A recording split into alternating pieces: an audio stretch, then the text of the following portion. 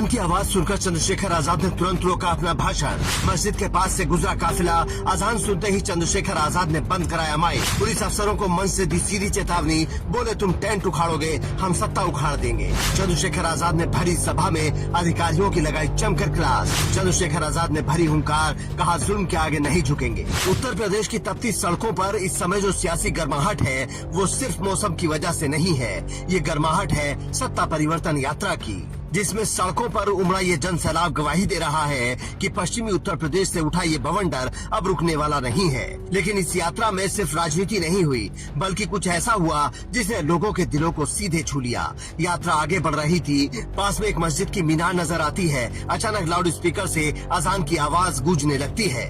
चंद्रशेखर आजाद तुरंत हाथ का इशारा करके माइक बंद करने को कहते हैं। गाड़ियों का सायरन और नारेबाजी पूरी तरह थम जाती है। चारों तरफ बिल्कुल शांति छा जाती है। चंद्रशेखर आजाद हाथ बांधकर गरिमा के साथ खड़े हो जाते हैं।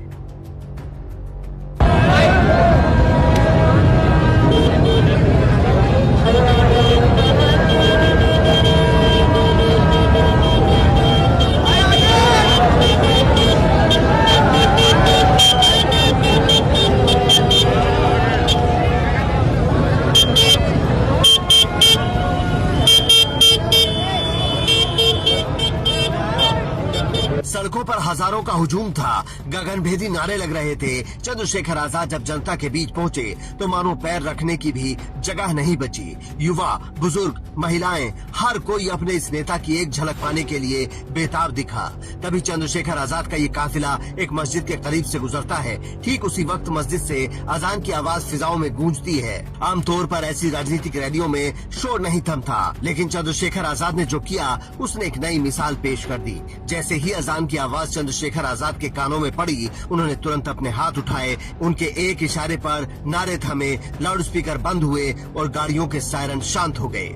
जब तक अजान पूरी नहीं हुई चंद्रशेखर आजाद मौन खड़े रहे। नफरत के इस दौर में भाईचारे और आपसी सम्मान की ये तस्वीर थी जिसने वहाँ मौजूद हर शख्स का दिल जीत लिया।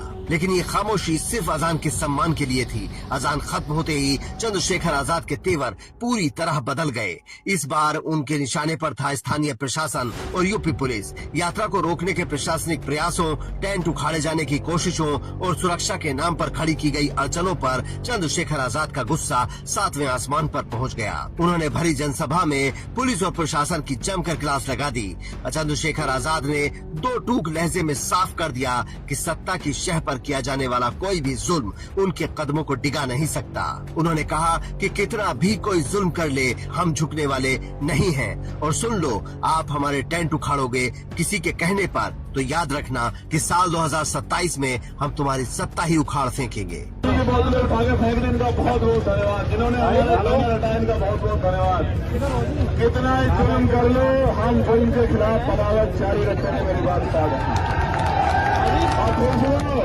आप हमारा टेंट उखाड़ोगे, जिनके कहे पे उखाड़ोगे, हम उस सत्ता को उखाड़ेंगे नहीं 2027 में।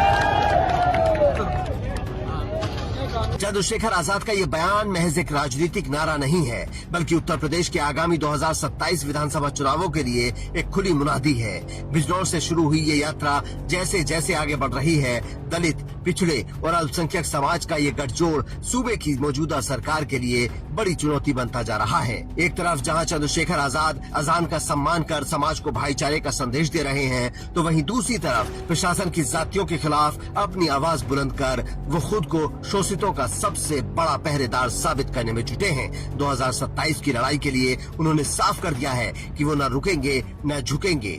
सत्ता परिवर्तन यात्रा के दूसरे दिन मिली यह अपार जन भावना और चंद्रशेखर आजाद का यह आक्रामक अंदाज उत्तर प्रदेश की राजनीति में एक नए अध्याय की शुरुआत है। Bureau report, Indian news.